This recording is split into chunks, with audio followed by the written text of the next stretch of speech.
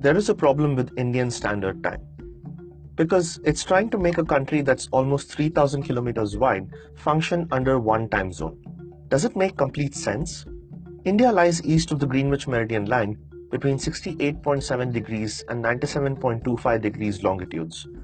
Since every 15 degrees of longitude corresponds to 1 hour, there is a time difference of almost 2 hours between the westernmost and easternmost points of the country.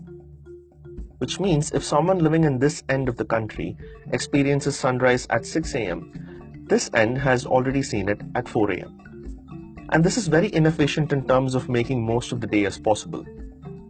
The British understood this during the colonial era and decided to split the country into two different time zones in 1884, Bombay time and Calcutta time, after two of the most important cities of that era.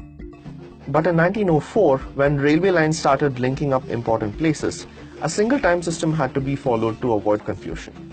They called it railway time and took a longitudinal reference that was somewhat midway between Bombay and Calcutta, which turned out to be Madras.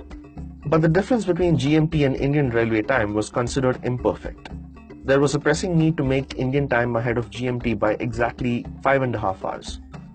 And the corresponding longitude for that would be 82.5 degrees east.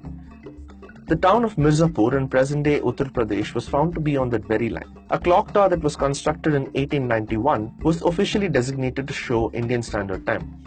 And this was what was followed for a long time, even after independence. Today, IST is maintained by the National Physical Laboratory in Delhi through high-end cesium atomic clocks.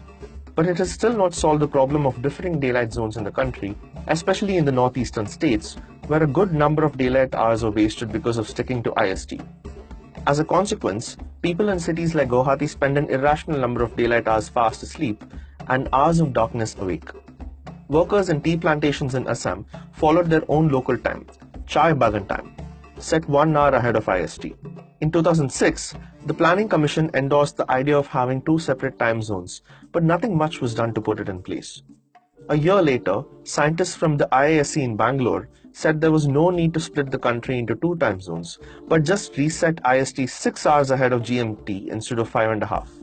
This would result in India saving 2.7 billion units of electricity every year. That did not take off either. There are other fears about multiple time zones, like confusion and ambiguity in travel schedules. But we only need to look at the US, where airlines and railways function perfectly within 4 different time zones. Closer home though, China, which stretches more than 3,500 kilometers end to end, has only one time zone with an aim of fostering national unity. For now, there does not seem to be any decision from the Indian government in solving the crisis of time between two parts of the country, which means all of our watches and clocks will keep ticking to IST for a long time to come.